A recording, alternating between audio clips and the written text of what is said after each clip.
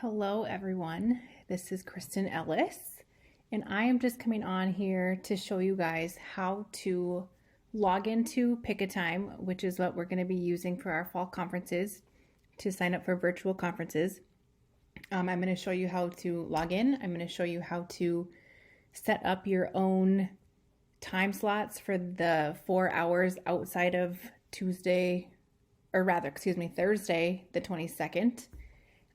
And then I'm going to also show you how to view the different appointments that families have signed up for to be with you. So first things first is you're going to go into pickatime.com.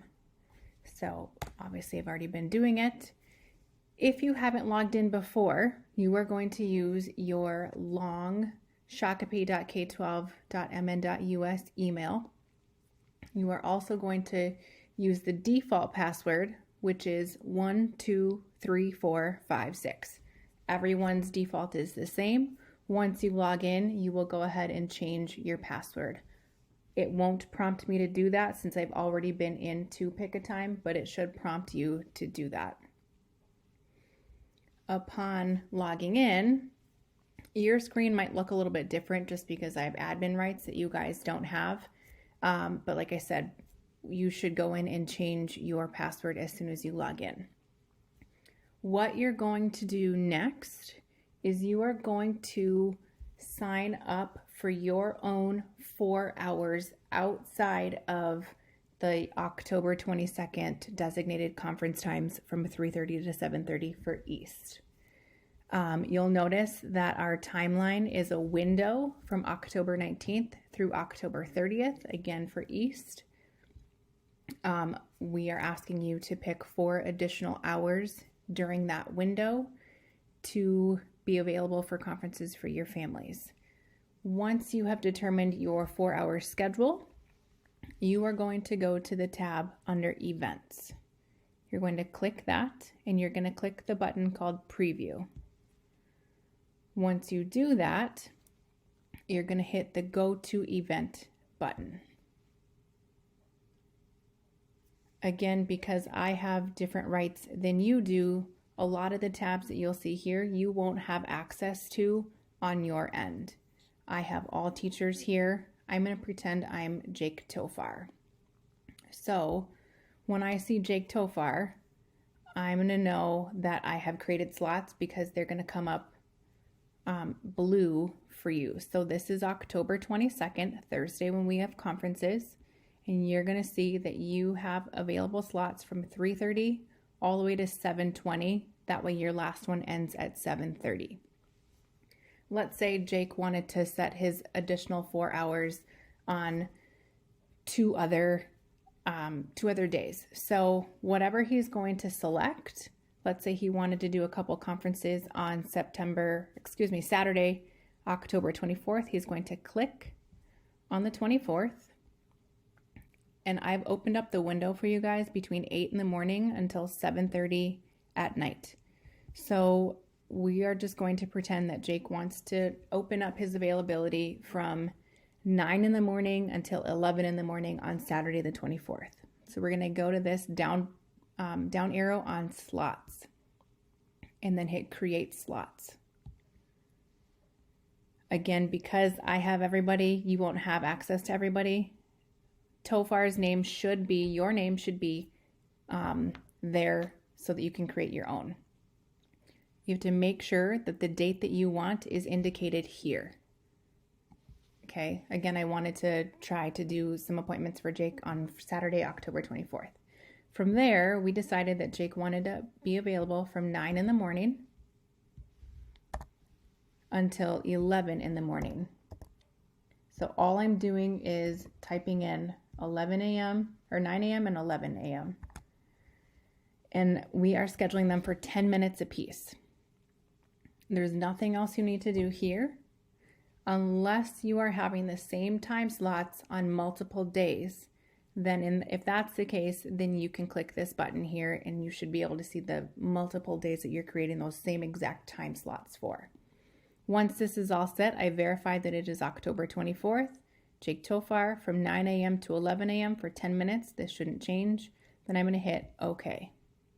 Once that's done, it automatically populates those blue hours on the 24th.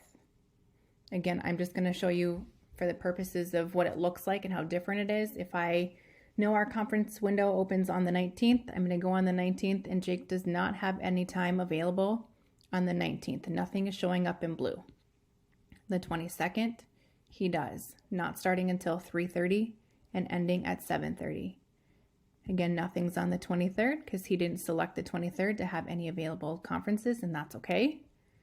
The 24th, when I click here, I notice that there's nothing there, but I am also looking at the time. Remember, we put Jake to be in the morning. So there are his available time slots. Upon selecting your times, once this is made available for families to go ahead and log in and select conference times, you'll be able to go to reports, and any appointments that are made will be in this area here. You can view them differently. Again, because I have different rights than you, you'll be able to pick how you're going to view them. I can pick any teacher, case managers, and EL teachers. I have to double check your rights to see what you're going to be able to have access to as far as being able to see your students' teachers for who you case manage. That way you can hop into their conferences. I will get back to you on that. The next thing you're going to need to do, that way you can link a Google Meet link to the conferences for your families, is you're going to go to Calendar Sync.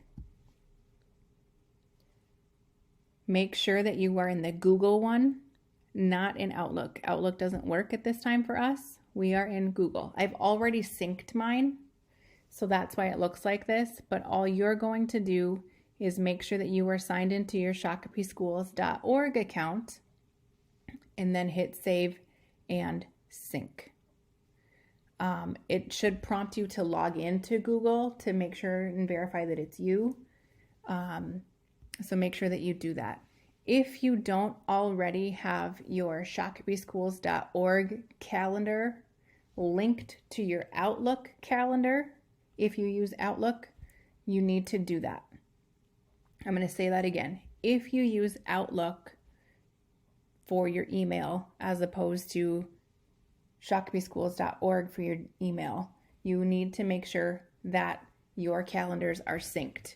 The reason for that is because this is synced to your Shakopee Schools calendar. If you primarily use the Outlook calendar, you have to couple them to make sure that the conference schedule is also being updated on your Outlook calendar. Okay, so save and sync, you should be good to go. What I'm going to do next is I'm going to show you what it's going to look like on Jake's report when I log in as a parent and sign up for a conference. So I'm going to log out super fast. I've been practicing, so everything's already pre-populated for myself. This is what a family should see. Okay, so they're going to be able to see actually, it's going to say high school conferences, West conferences, and East conferences. They're going to, of course, click on East conferences, and I want to go on October 22nd. So I have logged in myself as this student here. This student's schedule automatically populates. I know that on October 22nd, all of her teachers are available right now between 3:30 and 7:20. If I go on the 24th, Jake Tofar is the only one that's available. He's the only one that set up dates for that or times for that day. So prior to seeing this screen, families will log in with the student's first and last name as well as their birthday in order to populate the schedule. So I'm going to request a conference with Jake Tofar on Thursday, October 22nd at 3:30. So I'm going to click that. It's automatically going to populate this screen. Do I need an interpreter? If I hit no, it's still going to prompt me to put something here. You can put none, or families can put none, families can put English. It doesn't really matter as long as this is filled in because it has an asterisk. It is a required spot. The reason it's required is because those who do need an interpreter, I want to make sure that they indicate the language that they need. So they have a yes, no option. I'm going to say Russian. I'm going to click create appointment. You'll notice now on Jake Tofar's schedule, it is blacked out, indicating that not only is this one for me, it's also unavailable for everybody else. So when another student goes into Tofar's schedule, it will not be available for them.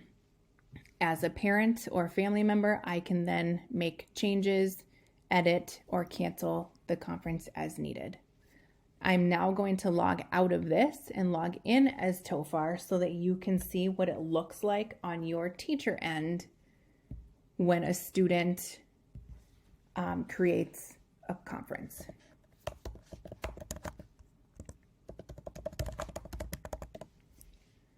So again, this is typically what families will see. Once I'm here, I'm not going to click over here. That's not going to be helpful for me as a teacher. I'm going to go to Admin UI. That's where you guys already went in to create your different 4-hour schedules. And we can kind of see, I'm going to call it your back office, if you will. So I'm going to click on that. And you'll notice here that this student does have a conference at 3:30 for 10 minutes, does need an interpreter. The language is Russian. Here's the student, here's the parent. All right. If I click show all slots, it will now populate all of the slots on that day from 3:30 to 7:30, as well as the 4 hours that Jake already put in there. You can print this off. You can just have it on your desktop. You can do with it whatever you want. I believe that is all that I'm going to show you on this video. I'm going to make another video that's going to talk about how you as a teacher request the interpreter that the family has asked for. So feel free to rewatch this video as many times as you need and want to be able to schedule your extra 4 hours. Thanks, everybody.